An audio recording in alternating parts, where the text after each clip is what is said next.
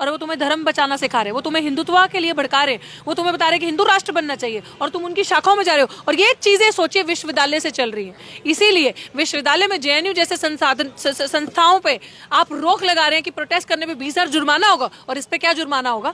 अगर बताओ, अगर कोई मुस्लिम भाई मेरा नमाज पढ़ के दिखाए, उस पर होगी कि नहीं होगी कार्रवाई? उसी समय उस पर पर्चे हो जाएंगे। ये मुस्लिम भाई बैठे हैं ना, इसको बोलो एक बार जाके नमाज पढ़े वहां पे, एक बार जाके अल्लाह अकबर करे, चलने देंगे ये विचारधारा? अगर कोई दलित आदिवासी अपना कोई स्लोगन लगा दे, हम यहाँ पे जय भीम बोलते हैं, इनकी हड्डी में चोट लगती है, इनको इतनी तकलीफ होती है, यहाँ से मौकरी करते मजाक उड़ाते जाते हैं हमारा, इनको ये नहीं पसंद। और दिन दिहाड़े विश्वविद्यालयों में शाखाएं चल रही हैं। भाई मुझे एक डाउट है इस चीज के पीछे, पार्लियामेंट में आप बिना पास, बिना किसी सपोर्ट के कैसे घुस सकते हो यार? दैट टू जहाँ पे सदन चल रहा है।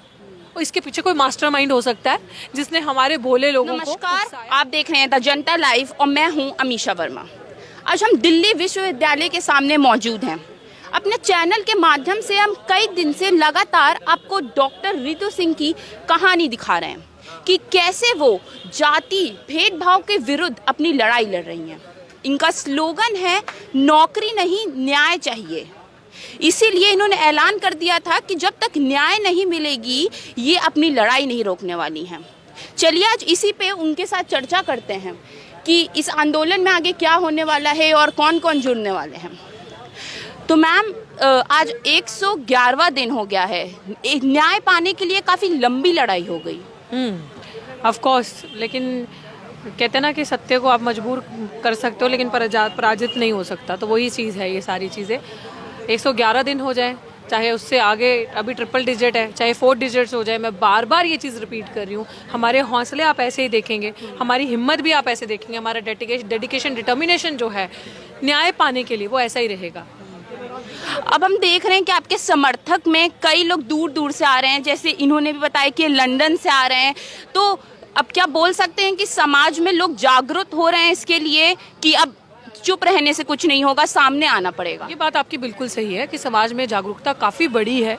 खासकर हम जो कुछ चेहरे, कुछ साथी, जैसे मेरे साथी सुशांत, जैसे आपने बताया लंदन में, जब ये यहाँ से अम्बेडकरवादी विचारधारा को लेकर गए, जब वहाँ पहुँचे तो इन्होंने वहाँ पे जाके एक माहौल बनाया और जागरूक किया। और वो प्रेसिडेंट है वहाँ के, तो स्टूडेंट विंग के। तो अब जितनी भी सारी ये चीज़ें जब फैलती हैं, जहाँ जहाँ हम लोग जाते हैं, हम लोग यही करते हैं, यही बात करते हैं। इसी चीज़ का तो थ्रेट है ना। और 100% जागरूकता बढ़ रही है। और यहाँ पे इस प्रोटेस्ट से खासकर, जबकि एक दलित महिला जिसका चेहरा हो, और एक दलित महिला ने, मेरे को कई बार एहसास होता है कि इतना हमारे अंदर पोटेंशियल है, चाहे वो दलित मेन है, चाहे वुमेन है, हम कुछ भी कर सकते हैं जब हमारे सामने स्थिति आए। तो वो चीज़ इस मंच ने, इस जगह ने करके दिखा दी कि समाज एक है, नेता एक नहीं है, लीडर्स एक नहीं है। लीडर्स के वेस्टेड इंटरेस्ट हैं, स्वार्थ हैं, जिनकी वजह से आज दिन तक हम एक नहीं हुए। जिन्होंने पक्षपात किया, जिन्होंने जातियों में बांटा, किस लिए? वोट बैंक की राजनीति करने के लिए। जिन्होंने ये दिखावा ड्रामा इतने सालों से करके रखा, जो हमें समझने में टाइम लगा। पर जैसे जैसे हमने अम्बेडकर साहब को पढ़ा, हमने फूले साहब की विचारधारा को समझा और देखा उन्होंने क्या किया, पेरियार को पढ़ो, जब आप ये सारी चीज़ें पढ़ते हो, जब आपके अंदर क्रिटिकल माइंडसेट आता है, तब आपको समझ में आता है एक होना कितना ज़रूरी है। अगर आप थोड़ा सा, मैं बात करती हूँ, आपने अगर मार्क्स को पढ़ा हो तो मार्क्स ने बहुत अच्छी एक आइडिया दिया था कि मैं कहता हूँ कि दुनिया के सारे लेबर्स एक हो जाओ और तभी आप पूंजीवाद को हरा सकते हो। ऐसे नहीं कि ये रशिया का लेबर, ये इंडिया का, ये अमेरिका का लेबर, नहीं, पूरी दुनिया के सारा लेबर कम्युनिटी जो है एक क्लास की तरह देखते थे वो लेबर को, कि लेबर क्लास एक हो जाए तो हम पूंजीवाद को हरा सकते हैं। सेम आज का युवा को उस आइडिया से समझ आ गया कि दुनिया में जितने भी शोषित हैं, चाहे वो दलित हैं, चाहे वो बहुजन जिसे हम कहते हैं, SC ST OBC मिनोरिटी, सबको एक होना पड़ेगा। और दलित के अंदर अगर हम बात करें, अब नेताओं ने क्या किया था, जातियों के अंदर बांटा, किसी को पासवान बना दिया, पासी, धोबी बना दिया, दुशाद बना दिया, किसी को ये कह दिया ये चमार है, ये रविदास है, ये पंजाब में चले जाओ तो ये मजबी है, रंगरेटे, ये सारे काम उन्होंने किए। हमें समझ आया जब बाबा साहब को पढ़ा कि उन्होंने तो सभी छोटी छोटी जातियों को, सारी चीज़ों को खत्म करके एक शेड्यूल कास्ट बना दिया, एक कम्युनिटी, एक अगर आपको टैग दे दिया तो आप इसके अंदर, और मूवमेंट से निकला हुआ वर्ड एक दलित दे दिया कि जो भी ऑप्रेस्ड डिप्राइव्ड है उनका ये है। अब इसको समझेगा क्रिटिकली। ये जब हम जैसे बच्चों ने पढ़ा और समझा, चाहे मेरे साथी जो भी लक्ष्मण निकले और अन्य प्रोफेसर निकले, या सुशांत जैसे साथी जो देश में नहीं विदेश में भी डंका बजा रहे हैं बाबा साहब का, इसे कहते हैं असली बात करना। तो जब हमें ये चीज़ मैडम समझ में आई तो हमने बोलना शुरू किया। हमें लगा कि जब बाबा साहब रुके नहीं, डटे रहे, हारे नहीं, पीछे नहीं देखा। कांचीराम जी साइकिल पे धूप में पैदल चल चल के सारे समाज को एक किया। तो हम क्या कर रहे हैं? Where is the concept paying back to society? Are leaders truly paying back to society? They are not paying back to society. उनके अपने वेस्टेड इंटरेस्ट हैं, उनके अपने परिवार में, उनकी अपनी पार्टीज में नेपोटिज्म चलता है। हमारे लिए कोई फेयर चांस नहीं है, हम कहीं पे स्टैंड नहीं करते, हमारी कोई बात नहीं करता। सिर्फ इस देश में अगर हम देख रहे हैं, अगर हम एक बहुजन तबके की बात करें other than BJP and RSS, क्योंकि जो उसमें चला गया वो बहुजन हो ही नहीं सकता, वो विचारधारा ही हमारी नहीं है, वो विचारधारा हमारे खिलाफ है। तो ये बात बहुत क्रिटिकली सोचने की जरूरत है कि वो लोग हमारे लिए सिर्फ मरनों पे इकट्ठे होते हैं। जब हम मर जाते हैं तो कैंडल मार्च करते हैं, लेकिन जब हम जीते जी एक बुलंद आवाज लेके खड़े हैं अन्याय के खिलाफ, तो वो हमारे साथ नहीं आए। तो हमने ये देखा समाज एक है, यही जागरूकता बढ़ी और मुझे लगता है बहुत अच्छे से इसी को इनकलाब कहते हैं। जय भीम एक इनकलाब है और ऐसा होगा। अभी जैसे आपने प्रोफेसर लक्ष्मण यादव की बात करी, तो अभी हाल ही में ही हमने सुना कि उन्होंने बोला कि कैसे उनको जाति के कारण उनको कॉलेज से निकाल दिया गया। तो क्या अब ये आम बात हो गई है कि जाति के कारण वो उसको एक मुद्दा बनाकर निकाल दिया जा रहा है? करेक्ट करती हूँ थोड़ा, जाति के कारण तो निकाला, लेकिन जाति के कारण किसी और ओबीसी को रखा भी, जाति के कारण मेरी जगह भी किसी और दलित को रखा भी, लेकिन उन दलितों को रखा जा रहा है जो चड्डीधारी दलित हैं, जो आरएसएस के दलित हैं, जो मनुवादी दलित हैं, जो उनकी शाखाओं में जाके माथे टेकते हैं, उनकी दरिया बिछाते हैं, पत्तल चाटते हैं। उन दलितों को रखा जा रहा है जो पे बैक टू सोसाइटी नहीं करते, पे बैक टू सत्ता करते हैं, पे बैक टू चमचे हैं वो जिनके, उनको पे बैक कर रहे हैं, पे बैक टू फैमिली कर रहे हैं।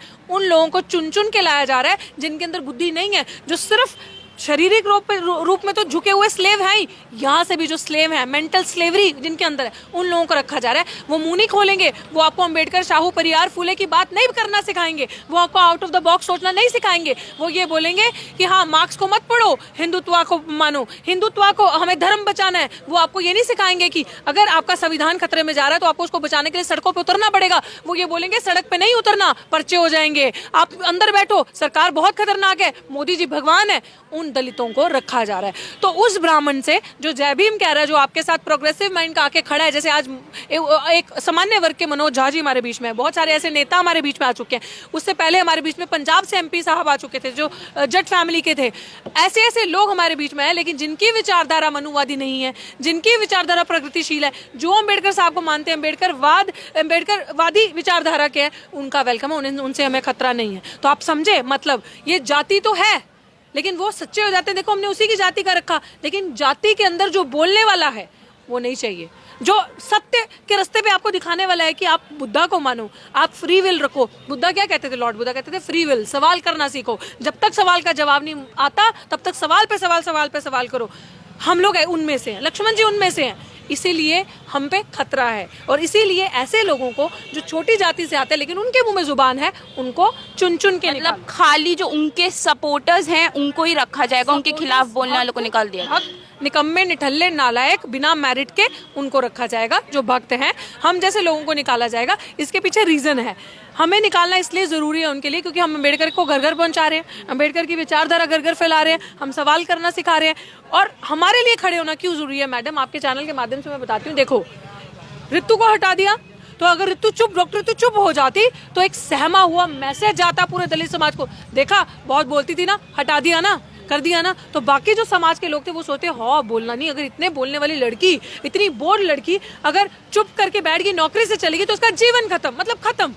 तो एक मैसेज जाता, बाकी और दलित नहीं बोलते। वैसे अगर लक्ष्मण यादव या अन्य ऐसे प्रोफेसर चुप होकर बैठ जाए तो समाज डर जाएगा, समाज में गुलाम पैदा हो जाएंगे। लेकिन हमने डरना नहीं, लड़ना चुना। हम बाहर निकले, आवाज उठाई, 111 दिन में वी आर सो प्राउड कि हम अकेले अपने दम पे इस मूवमेंट को ईमानदारी से, सच्चाई से, संविधान के रास्ते चलते हुए आज यहाँ तक ले आए।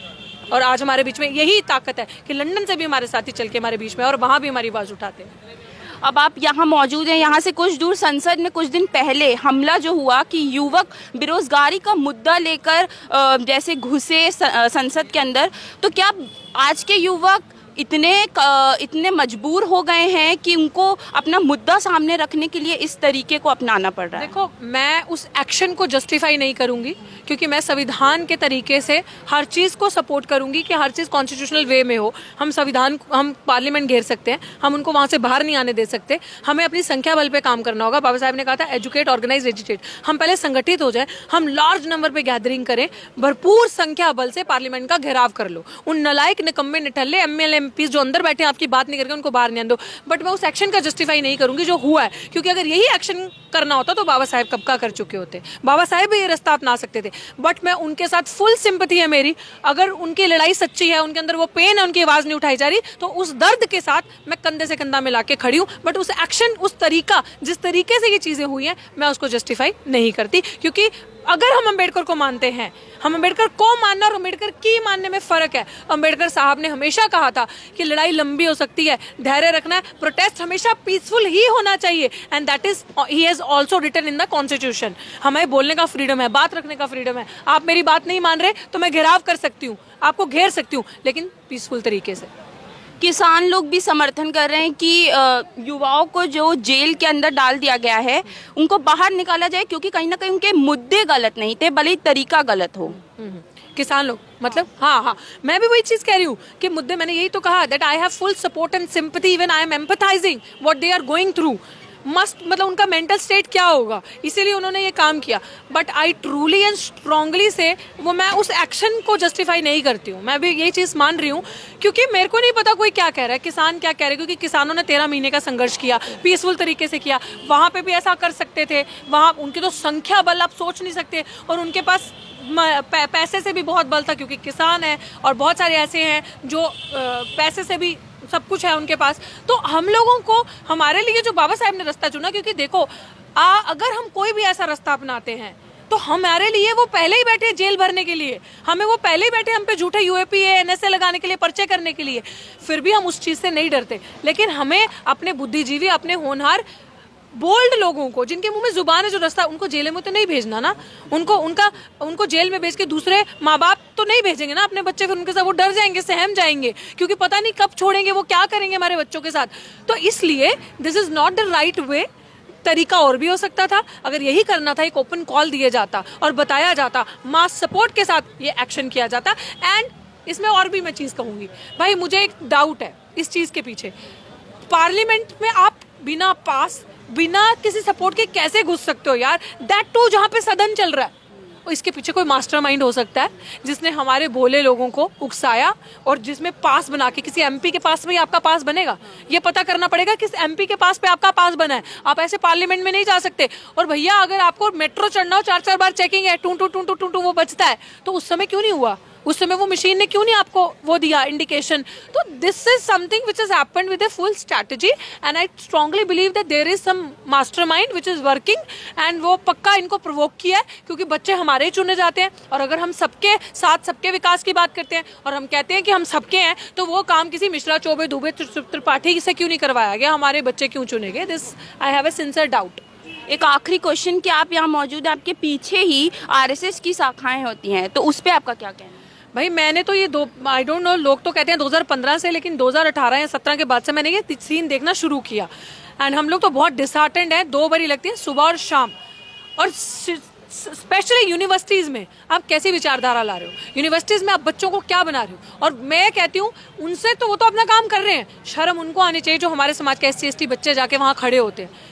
बच्चे यहाँ पढ़ के कहाँ पहुँचेंगे, कहाँ हम बढ़ेंगे, सब कुछ हमारा छीना जा रहा है। और वो तुम्हें धर्म बचाना सिखा रहे हैं, वो तुम्हें हिंदुत्व के लिए भड़का रहे हैं, वो तुम्हें बता रहे हैं कि हिंदू राष्ट्र बनना चाहिए, और तुम उनकी शाखाओं में जा रहे हो। और ये चीज़ें सोचिए विश्वविद्यालय से चल रही हैं। इसीलिए विश्वविद्यालय में JNU जैसे संस्थाओं पर आप रोक लगा रहे हैं कि प्रोटेस्ट करने पर 20,000 जुर्माना होगा। और इस पर क्या जुर्माना होगा? अगर बताओ, अगर कोई मुस्लिम भाई मेरा नमाज पढ़ के दिखाए, उस पर होगी कि नहीं होगी कार्रवाई? उसी समय उस पर पर्चे हो जाएंगे। ये मुस्लिम भाई बैठे हैं ना, इसको बोलो एक बार जाके नमाज पढ़े, वहाँ पे एक बार ऊपर जाके अल्लाह अकबर करे, चलने देंगे ये विचारधारा? अगर कोई दलित आदिवासी अपना कोई स्लोगन लगा दे, हम यहाँ पे जय भीम बोलते हैं, इनकी हड्डी में चोट लगती है, इनको इतनी तकलीफ होती है, यहाँ से मौकरी करते मजाक उड़ाते जाते हैं हमारा, इनको ये नहीं पसंद। और दिन दिहाड़े विश्वविद्यालयों में शाखाएं चल रही हैं, ये इस तरफ जा रहा है। इसीलिए तो कह रहे हैं विश्वविद्यालयों को, जहाँ पे लोग शिक्षित होकर जाते हैं, उसी को तो इनको कैप्चर करना है, क्योंकि यहाँ से मूर्खों की जमात पैदा करेंगे तो हम जैसे बुद्धिजीवी, हम जैसे सवाल करने वाले पैदा नहीं होंगे। वहाँ पे लोग धर्म की बातें करेंगे, वहाँ पे लोग नफरतों की बातें करेंगे, जातियों में बांटने की बातें करेंगे, वहाँ पे ये बताया जाएगा कि सबसे सर्वश्रेष्ठ अगर कोई चीज़ है तो वो धर्म है। लेकिन नहीं, हम लोग ज्ञान की तरफ नहीं जाने देंगे, विश्वविद्यालयों को ज्ञान की तरफ बढ़ाएंगे। इसीलिए हम लोग यहाँ बैठ के अपना डंका बजा रहे हैं। इसीलिए अब हमारी ताकत कोई और नहीं है, हमारी ताकत कोई है तो वो बाबा साहब भीमराव अम्बेडकर है और उनका दिया हुआ नीला झंडा। और क्रांति होगी तो नीले के झंडे के तले होगी। इसीलिए हमारा नारा है, न झूठा बाम न भगवा राम, जय भीम नील सलाम।